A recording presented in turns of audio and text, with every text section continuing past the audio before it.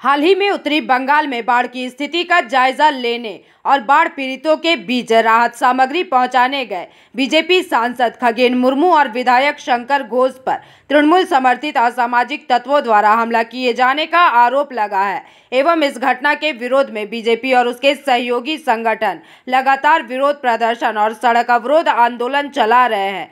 सूत्रों के मुताबिक शुक्रवार को इसी मुद्दे पर बांकुड़ा शहर के स्टेशन मोड़ इलाके में बीजेपी महिला मोर्चा की सदस्यों ने सड़क पर टायर जलाकर जोरदार प्रदर्शन किया और रास्ता जाम कर दिया। इस मौके पर स्थानीय विधायक नीलाद्री शेखर दाना समेत कई नेता मौजूद रहे। আমাদের নামতে হয়েছে এই আন্দোলনে কয়েকদিন আগে আপনারা দেখেছেন উত্তরবঙ্গের যে বন্যা হয়েছিল, বন্যা কবলিত মানুষদেরকে আমাদের ওখানকার সাংসদ খগেন মুর্মু তিনি কিছু ত্রাণ তহবিল দিতে গেছিলেন।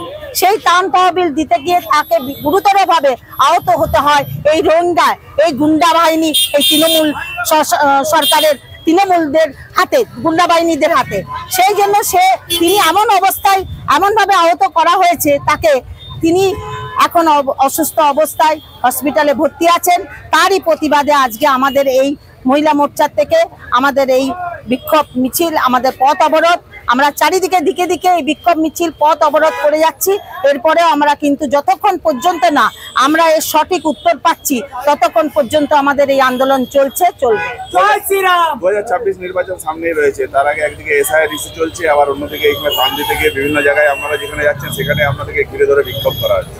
হ্যাঁ, ঘুরে ধরে বিক্ষোভ করছে। এইটাই তো তৃণমূলের একটা যে এসআইআর করলে তাদের যে দুষ্কৃতি, এই রোহিঙ্গারা তারা যে বাদ পড়ে চলে যাবে, তাদের যে ছাপ্পা ভোট হচ্ছিল সেই ছাপ্পা ভোটগুলো বাদ হয়ে যাবে বলেই তো তারা খেপে গেছে, পাগল হয়ে গেছে।